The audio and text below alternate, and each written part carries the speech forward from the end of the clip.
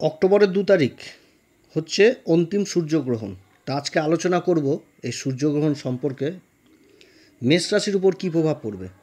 তবে আলোচনাটি এগিয়ে নিয়ে যাওয়ার পূর্বে আমাদের এই অ্যাস্ট্রো বাংলা চ্যানেলের মাধ্যমে সমস্ত দর্শক বন্ধুদের নমস্কার জানাই এবং যারা নতুন দর্শক তাদের কাছে বিশেষ অনুরোধ করব আমাদের এই চ্যানেলটি সাবস্ক্রাইব করার জন্য।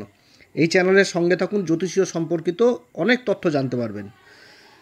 তবে আজকে আলোচনাটা গোচরের ফলাফল হিসাবেই তুলে ধরব, কারণ প্রত্যেকের কুষ্টি তো দেখা সম্ভব না, কার কুষ্টিতে কীরকম কী অবস্থায় রয়েছে গ্রহদের। যাদের জন্মকুষ্ঠিতে গ্রহণযোগ রয়েছে তারা এই সময় যথেষ্ট প্রভাবিত হবে। আপনারা চন্দ্ররাশি অনুসারেই এই গোচরের ফলাফলটা দেখবেন।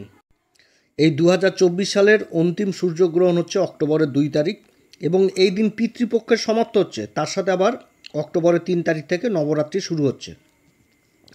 গ্রহণকে আমরা সংসার জীবনে ভালো চোখে দেখি না, তবে আধ্যাত্মিকের দিক থেকে গ্রহণকে আবার খুব ভালো চোখে দেখা হয়।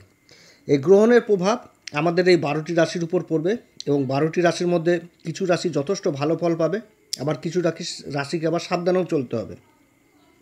তো আজকে আপনাদের সামনে মেষ রাশি সম্পর্কে তুলে ধরব যে মেষ রাশির এই গ্রহণের কী প্রভাব পড়তে যাচ্ছে এবং কোন উপাচার করতে হবে। এই সূর্যগ্রহণটি অক্টোবরের 2 তারিখ রাত্রি 9:12 লাগছে এবং অক্টোবরের 3 তারিখ ভোর 3:17 পর্যন্ত চলবে। এই সূর্যগ্রহণটি অমাবস্যার দিন শুরু হচ্ছে, যেটা আমাদের পিতৃপক্ষের অমাবস্যা, এবং 3 তারিখ থেকে আবার শুরু হচ্ছে আমাদের নবরাত্রি। এই গ্রহণটি আমাদের ভারতবর্ষে দৃশ্যমান হবে না। এবার যেহেতু রাত্রিবেলায় গ্রহণটি লাগছে আর দৃশ্যমান হচ্ছে না, তো অনেকে সূতককালটি আবার মানবে, আবার নাও মানতে পারে, যে মন্দিরকে ঢেকে রাখা, পূজা না করা, যেহেতু দৃশ্যমান হচ্ছে না। তবে কিন্তু এর প্রভাব যথেষ্ট থাকবে, অর্থাৎ নিয়মের দিকে ছাড় থাকলেও এই গ্রহণের প্রভাব যথেষ্ট থাকবে। এই গ্রহণটি সম্পূর্ণ হচ্ছে কন্যা রাশিতে হস্তা নক্ষত্রে। কন্যা রাশির অধিপতি বুধ এবং হস্তা নক্ষত্রের অধিপতি চন্দ্রমা। অর্থাৎ হস্তা নক্ষত্রে যাদের জন্ম কিংবা হস্তা নক্ষত্রে যে সমস্ত গ্রহগুলি রয়েছে সেই গ্রহগুলি যথেষ্ট প্রভাবিত হবে এই সময়। এই 2 অক্টোবর 4টি গ্রহ একসাথে অবস্থান করবে কন্যা রাশিতে: সূর্য, চন্দ্র, বুধ এবং কেতু। অমাবস্যার দিন এই গ্রহণ লাগছে, অর্থাৎ চন্দ্রমা তার শক্তি যথেষ্ট কমে যাবে এবং সূর্যের উপর লাগছে গ্রহণটি, অর্থাৎ সূর্যেরও কিন্তু বল কমে যাচ্ছে। চন্দ্রমা হচ্ছে মনের কারক, বুধ হচ্ছে বুদ্ধির কারক, তাই এই সময়কালে 12টি রাশির উপর যথেষ্ট প্রভাব পড়বে, মনের উপর, বুদ্ধির উপর, বিবেকের উপর। এবং যেহেতু হস্তা নক্ষত্রে হচ্ছে, তো নিজের কর্মের উপরও কিন্তু এর প্রভাব যথেষ্ট পড়বে। আমরা সাংসারিক জীব, আমরা সমাজের মধ্যে আবদ্ধ থাকি, যার জন্য গ্রহণকে দেখে কিন্তু আমরা যথেষ্ট ভয় পাই। আবার যারা আধ্যাত্মিকতার সাথে জুড়ে থাকে, যারা মুনি ঋষি সাধনার মধ্যে বিলীন থাকে, তাদের জন্য এই গ্রহণযোগটা খুব উপযোগী। কারণ আমরা দিনের বেলা কাজ করি আর মুনি ঋষিরা দিনের বেলা ঘুমায়, আবার আমরা রাতের বেলা ঘুমাই, তো মুনি ঋষিরা রাতের বেলা সাধনা করে। অর্থাৎ গ্রহণকাল আমাদের কাছে যেরকম খারাপ, কিন্তু যারা সাধনার পথে রয়েছে তাদের জন্য যথেষ্ট ভালো সময়।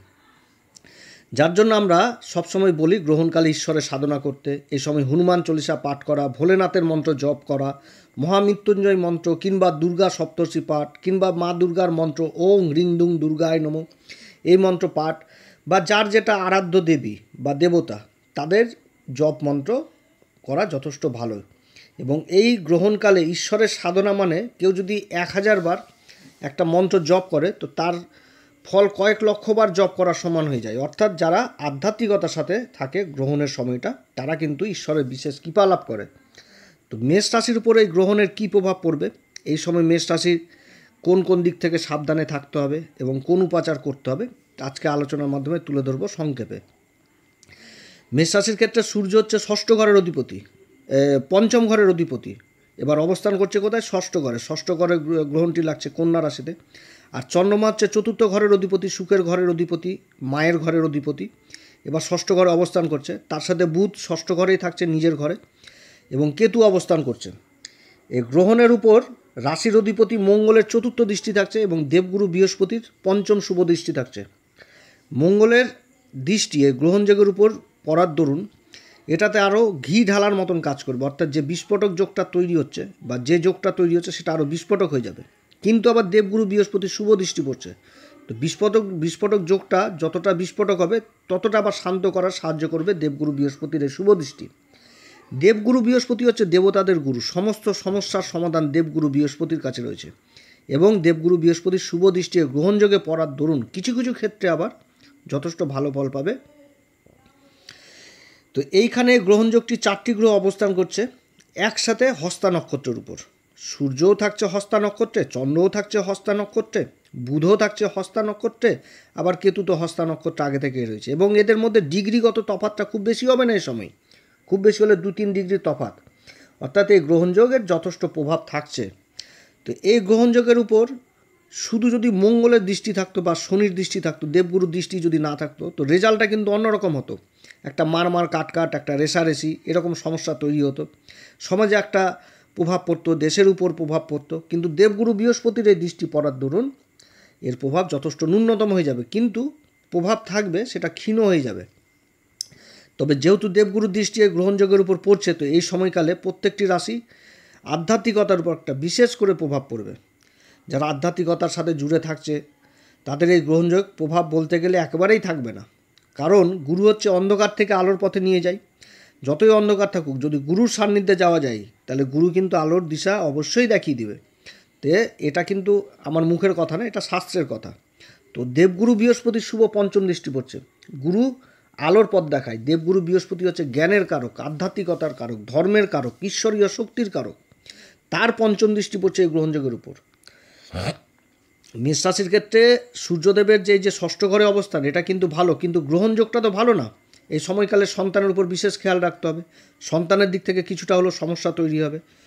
আবার ষষ্ঠ ঘর থেকে আমরা কর্মের দিকটাকেও বিচার করি, কারণ দশম ঘর হচ্ছে কর্মের ঘর, আর দশম ঘর থেকে নবম ঘর হচ্ছে ষষ্ঠ ঘর, আর ষষ্ঠ ঘর থেকে পঞ্চম ঘর হচ্ছে কর্মের ঘর, অর্থাৎ কর্মের জায়গাতেও কিন্তু অসুবিধা তৈরি হবে এই সময়। এ সময়কালে যে যেখানে কর্ম করছে তার উপরের ঊর্ধ্বতন ব্যক্তি বা উপরের অফিসার, এই সমস্ত লোকেদের সাথে বাগবিতণ্ডায় জড়িত হওয়া যাবে না। তার সাথে যারা কর্মসূত্রে বিদেশে যাওয়ার চেষ্টা করছেন তারাও কিন্তু কিছুটা হলেও অসুবিধার মধ্যে পড়বে। যারা ইম্পোর্ট এক্সপোর্টের কাজে জড়িত রয়েছেন তাদের সমস্যা এই সময় কিছুটা হলেও বাড়বে। পঞ্চম ঘর থেকে শিক্ষা জিনিসটা দেখায়, তো যারা শিক্ষা লাভের জন্য বাইরে যাওয়ার চেষ্টা করছেন তারাও কিন্তু সমস্যায় পড়বে। এ সময়কালে নিজের খাওয়া দাওয়ার দিকে যথেষ্ট খেয়াল রাখতে হবে, সাত্ত্বিক আহার গ্রহণ করাই যথেষ্ট ভালো হবে। যারা হৃদয়জনিত সমস্যায় ভুগছেন তারা এই সময় নিজের শরীরের উপর বিশেষ খেয়াল রাখবেন, শরীর স্বাস্থ্যের উপর। এই সময়কালে মেষ রাশি কোন উপাচার করবে? এই সময়কালে মেষ রাশি অবশ্যই হনুমান চল্লিশা, বজ্রংবাণ পাঠ করবেন। তবে হনুমান চল্লিশা, বজ্রংবাণ পাঠ করার আগে শ্রীরাম সীতার প্রণাম মন্ত্র অবশ্যই করবেন। যদি এই সময়কালে গ্রহণকালে যদি জটাওয়ালা নারকেল নিয়ে যায় বাবার মন্দিরে দেওয়া যায় এবং ওই মন্দির চত্বরে বসেই যদি হনুমান চল্লিশা, বজ্রংবাণ পাঠ করা যায়, যথেষ্ট ভালো।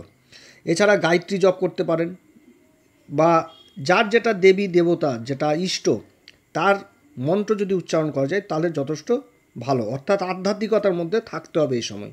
এছাড়া এই সময়কালে হলুদ রঙের কাকদি লেবু, ছোট ছোট যেগুলো লেবু পাওয়া যায় বাজারে, সবুজ না হলুদ, সে হলুদ লেবু, তারপরে কালো তিল, পাকা কলা জলপ্রবাহ করাও যথেষ্ট ভালো।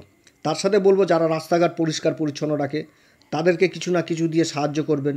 কোনো অন্ধ ব্যক্তির যদি উপকারে লাগেন তাহলে যথেষ্ট ভালো এই সময়। অত প্রিয় দর্শক বন্ধুরা, এটা মেষ রাশি সম্বন্ধে বললাম, এই গ্রহণযোগের প্রভাব। যদি এই পরামর্শ সত্যি আপনাদের কাছে ভালো লাগে তাহলে আমাদের এই অ্যাস্ট্রো এস এম বাংলা চ্যানেলটিকে অবশ্যই সাবস্ক্রাইব করবেন। আপনারা সবাই ভালো থাকেন, ঈশ্বর আপনাদের সবার মঙ্গল করুক। এরপরে আবার এক নতুন পর্ব নিয়ে আসবো। নমস্কার, ধন্যবাদ।